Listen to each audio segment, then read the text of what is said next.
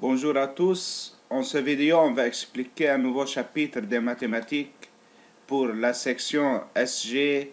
Le titre du chapitre est Équation à coefficient complexe et racine énième d'un nombre complexe. C'est la dernière partie de l'unité nombre complexe pour les classes terminales et seulement pour la section SG.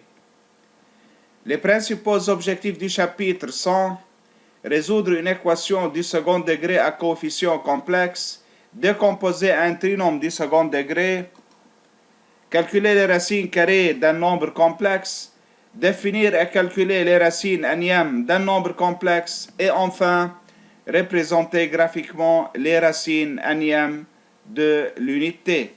On va commencer le premier paragraphe du chapitre par rappeler la résolution des équations du second degré dans l'ensemble des nombres complexes C, mais à coefficient réel. La première partie de ce paragraphe, déterminer les racines carrées d'un nombre complexe. Par définition, une racine carrée d'un nombre complexe Z, c'est tout nombre complexe U élevé au carré qui donne Z. Remarque, si U est une racine carrée du nombre complexe Z, alors moins U est aussi une autre racine carrée de Z, car moins U au carré est égal à U au carré, et U au carré, par définition d'une racine carrée d'un nombre complexe, est égal à Z. Donc, chaque nombre complexe admet deux racines carrées opposées. Autre remarque, si A est un nombre réel strictement positif, on rappelle que A admet deux racines carrées réelles notées moins radicales de A et plus radicales de A. Cette notation du radical est seulement utilisée pour les nombres réels et il ne faut pas l'utiliser jamais dans les nombres complexes. Si A est un nombre réel strictement négatif, il faut faire attention à cette idée. Donc, on peut écrire A sous la forme A, c'est moins A. Et comme moins 1, c'est I au carré, alors on remplace le moins 1 par I au carré. Donc, le nombre A admet deux racines carrées complexes qui sont moins I radical de moins A et I radical de moins A. Quelques exemples. Les racines carrées du nombre complexe Z est égal à moins 1 sont U1 égale I et U2 égale moins I car U1 au carré, c'est-à-dire I au carré égale moins 1, et U2 au carré moins I puissance 2 est égal aussi à moins 1. Les racines carrées du nombre complexe Z est égal à moins 4. On peut écrire Z c'est 4 fois I au carré, donc sont 2I et moins 2I. Enfin, les racines carrées du nombre complexe Z est égal à 2I sont U1 est égal à 1 plus I. U2 est égal à moins U1, c'est l'opposé de U1, faites attention, est égal à moins 1 moins I.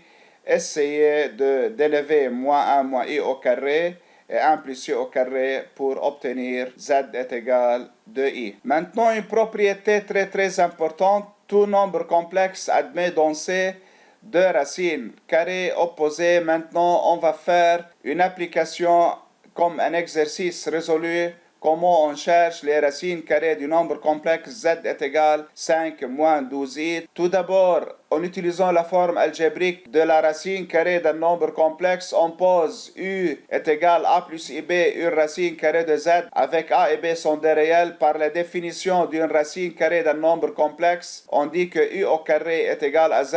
On remplace U par A plus IB.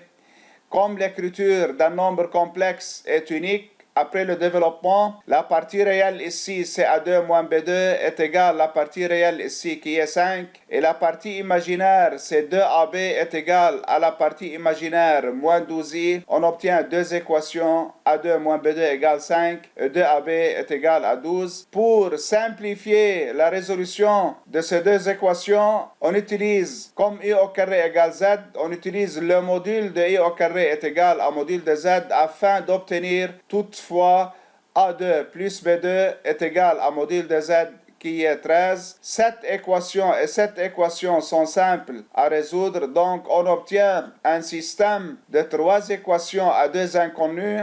on additionne les deux équations 1 et 2 afin d'obtenir 2 à 2 ici. Lorsqu'on additionne les deux équations B2 moins B2, B2 s'élimine, on obtient 2 à 2 égale 18, 13 plus 5 c'est 18, A2 égale 9, et A égale moins 3 ou égale plus 3. Pour déterminer les valeurs de B, on remplace la valeur de A dans la troisième équation. Si A égale moins 3, alors B égale 2. Si A est égal à 3, alors B est égal à moins 2.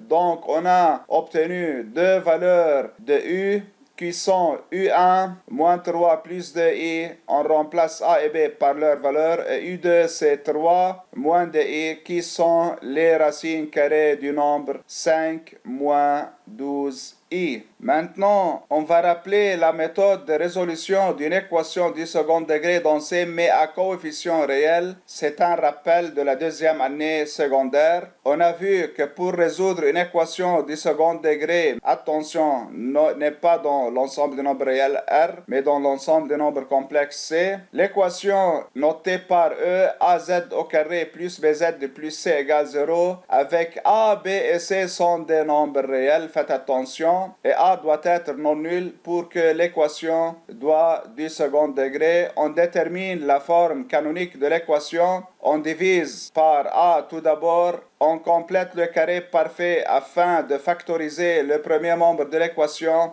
On a obtenu cette égalité. Essayez de faire le calcul en détail. En posant delta égale B2 moins 4AC, on obtient la forme canonique de l'équation du second degré et on discute suivant les valeurs de delta. Si delta positive, alors l'équation est de la forme A2 moins B2 égale à 0, donc l'équation E admet dans R deux racines réelles distinctes, Z1 égale moins B moins radical delta sur 2A et Z2 égale moins B plus radical delta sur 2A. Lorsque delta égale à 0, l'équation admet une seule racine qui est Z est égale moins B sur 2A, on dit que la racine est double, ou on a deux racines Z1 et Z2 qui sont égales. Le nouveau cas, si delta négatif, alors l'équation E, bien sûr, n'admet pas dans R des racines, mais admet deux racines dans l'ensemble des nombres complexes C. On cherche une racine carrée oméga de delta et on écrit la forme canonique de l'équation. On factorise en utilisant oméga au carré est égal à delta. On obtient la forme A fois B égale 0 en factorisant A2 moins B2 est égal à 0. Donc l'équation E admet dans l'ensemble des nombres complexes deux racines complexes conjuguées Z1 égale moins B moins oméga sur 2A et Z2 égale moins B plus oméga sur 2A.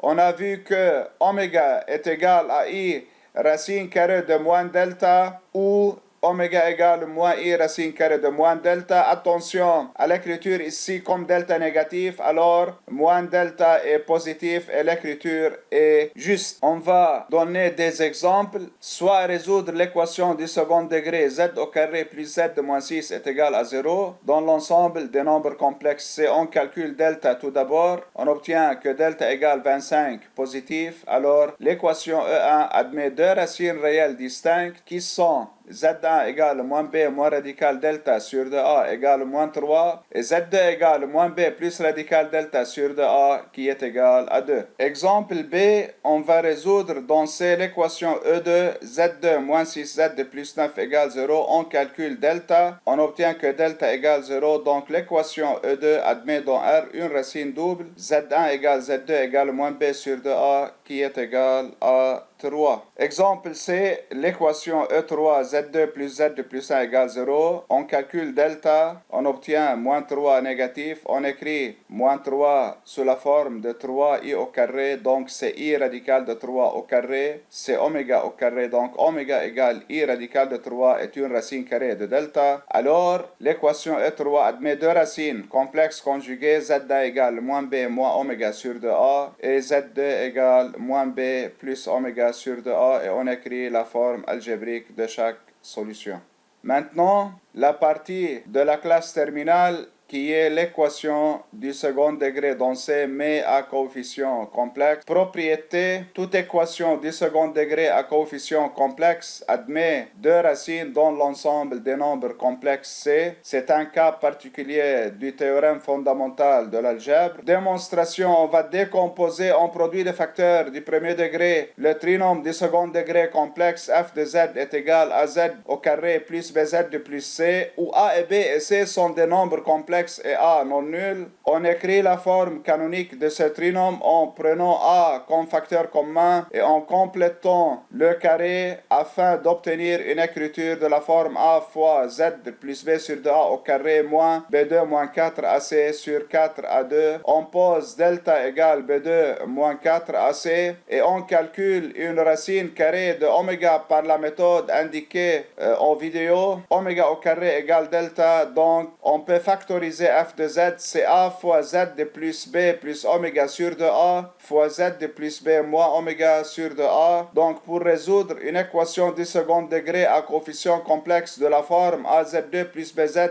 plus c est égal à 0, on écrit la forme canonique du premier membre et on égalise à 0 le produit. Donc on obtient que l'équation E admet dans ces deux racines complexes z1 égale moins b moins oméga sur 2a et z2 égale moins b plus oméga sur 2a. Donc pour conclure, pour résoudre une équation du second degré à coefficient complexe, on calcule son discriminant delta tout d'abord, puis on cherche une racine carrée oméga de delta. Comme un exemple particulier, soit à résoudre dans C l'équation à coefficient complexe z2 moins 1 plus 3iz plus de i moins 2 est égal à 0. On calcule delta CB2 moins 4AC, on obtient que delta égale moins 2i, on voit bien que c'est un nombre complexe. On va chercher par la méthode algébrique les racines carrées du nombre complexe moins 2i. Pour cela, soit oméga une racine carrée de delta sous la forme a plus ib avec a réel et b réel. Par la définition, on obtient que oméga au carré est égal à delta. On développe a plus ib au carré et on égalise la partie réelle ici qui est à 2 moins b2 à la partie réelle ici qui est 0 et la partie imaginaire qui est 2ab à la partie imaginaire ici qui est moins 2 pour obtenir deux équations. Maintenant, on utilise le module de oméga au carré égale module delta pour obtenir a2 plus b2 est égal. Le module de delta c'est module de moins 2i, c2. On obtient alors un système d'équations, de trois équations à deux inconnues. On additionne les deux équations 1 et 2 pour obtenir A2 égale 1, donc A égale moins 1 et A égale plus 1. On remplace les deux valeurs obtenues de A dans la troisième équation. Si A égale moins 1, alors B qui est égal à moins 1 sur A est égal à 1. Si A égale 1, alors B égale moins 1. Enfin, les racines carrées de delta sont oméga 1 égale moins 1 plus I et oméga 2 égale 1 moins I. Alors, l'équation E admet deux racines complexes z1 égale moins b moins oméga 1 sur 2a, on choisit l'une des racines carrées de delta ou bien oméga 1 ou bien oméga 2. Donc z1 égale 1 plus i et z2 égale moins b plus oméga 1 sur 2a qui est égal à 2i. Le troisième paragraphe du chapitre, les racines énièmes d'un nombre complexe. Par définition, étant donné un nombre complexe non nul z et un entier naturel non nul n, on appelle racine énième de z ou racine d'ordre n de z, c'est tout nombre complexe oméga élevé à la puissance n qui donne z et c'est l'extension de la notion de racine énième d'un nombre réel au nombre complexe. La propriété très importante, tout nombre complexe non nul admet n racines énièmes distinctes lorsque n est un entier naturel. On va donner un exemple direct, soit à trouver les racines quatrièmes du nombre complexe z est égal à 1 plus i radical de 3. Tout d'abord, on définit oméga est égal r e i alpha, la racine quatrième de z, r et son module est alpha, et son argument r est bien sûr strictement positif et alpha est réel quelconque. Il est utile d'utiliser la forme exponentielle dans le calcul des racines énièmes. D'après la définition de la racine quatrième de z, alors oméga à la puissance 4 est égal à z. On remplace oméga par RE et alpha et z par 1 plus i radical de 3. On cherche tout simplement la forme exponentielle de z qui est 1 plus i radical de 3. On obtient 2 exponentielle i pi sur 3. Comme l'écriture d'un nombre complexe est unique, alors R4 est égal à 2 et exponentielle 4 et alpha est égal à exponentielle i pi sur 3. Donc 4 alpha est égal pi sur 3 plus 2 cap pi. Comme R à la puissance 4 est égal à 2 et R est un nombre réel, alors R est égal à la racine quatrième de 2 et alpha est égal pi sur 12 plus 2 cap pi sur 4, où k est un entier relatif. Comme le dénominateur de 2 cap pi qui représente les tours complets est 4, on peut donner à k les 4 premières valeurs entières qui sont 0, 1, 2 et 3. Les autres valeurs se répètent sur le cercle trigonométrique. Donc, pour k est égal à 0, on obtient alpha est égal pi sur 12, donc z0 est égal racine quatrième de 2 exponentielle i pi sur 12. En donnant à k la valeur 1, on obtient z1 est égal racine quatrième de 2 exponentielle i 7 pi sur 12. z2 est égal racine quatrième de 2 exponentielle i 13 pi sur 12, c'est lorsque k est égal à 2, et lorsque k est égal à 3, on obtient alpha égale 19 pi sur 12.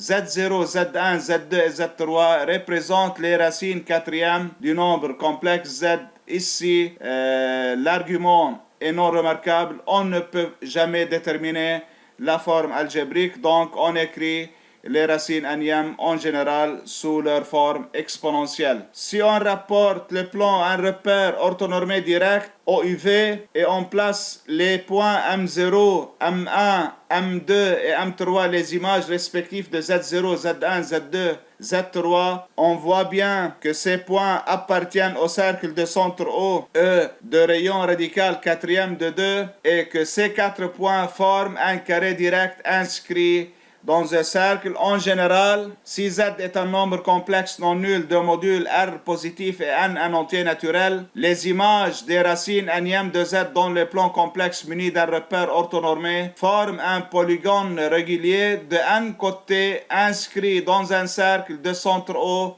et de rayon racine énième de R. Donc toujours les images des racines énièmes forment un polygone régulier inscrit dans un cercle de centre O. Maintenant, la dernière idée de ce chapitre est une application directe sur le calcul des racines énièmes d'un nombre complexe, le cas particulier où ce nombre complexe est l'unité, c'est-à-dire tout simplement 1. On définit oméga égale RE et alpha comme une racine énième de l'unité, R strictement positif et alpha un réel. Comme oméga est une racine énième de 1, alors oméga à la puissance n égale 1. On remplace oméga par RE et alpha à la puissance m et 1 par sa forme exponentielle qui est EI0. Comme l'écriture exponentielle d'un nombre complexe est unique, on obtient R à la puissance n est égal à 1 et alpha est égal à 2 cap pi sur n ou k appartenant à z. Donc les racines énièmes de 1 sont, en donnant à k les valeurs, on obtient oméga 0 égale 1. Pour k égale 1, on obtient EI 2 pi sur n, etc. jusqu'à oméga n-1. En donnant à k la valeur n-1, on obtient exponentielle i de n-1 sur n pi. En posant u est égal à exponentielle i de pi sur n, les racines énièmes de 1 s'écrit alors 1u, u au carré et un moins 1. Quelques remarques: 1 plus u2 plus un moins 1 est égal à 0. Essayez de faire la démonstration. Si n est un entier naturel, les images des racines énièmes de l'unité dans le plan complexe muni d'un repère orthonormé forment, comme on a dit, un polygone régulier de n côtés inscrit dans le cercle trigonométrique de centre O mais de rayon 1. Voici quelques exemples. Dans le cas où n égale 2, les racines carrées de 1 sont moins 1 et 1. Donc ce sont deux points situés sur le cercle trigonométrique de centre O et de rayon 1. Dans le cas où n égale 3, les racines cubiques de 1 sont exponentielle i0, exponentielle i de pi sur 3, qui est noté par le nombre complexe j, et i 4 pi sur 3 noté par J au carré, on voit que M0, M1, M2, les images des racines cubiques forment un triangle équilatéral inscrit dans le cercle trigonométrique. Enfin, pour n égale 4, les racines quatrièmes de 1 sont 1i, moins 1 et moins i. On voit bien que les images de ces 4 racines quatrièmes forment un carré direct inscrit dans le cercle trigonométrique de centre O et de rayé 1. Et c'est la fin du chapitre. Maintenant, on va résoudre des exercices et des problèmes. Chaque exercice, on a donné sa solution. Arrêtez la vidéo, résoudre chaque exercice puis corriger votre travail et à bientôt.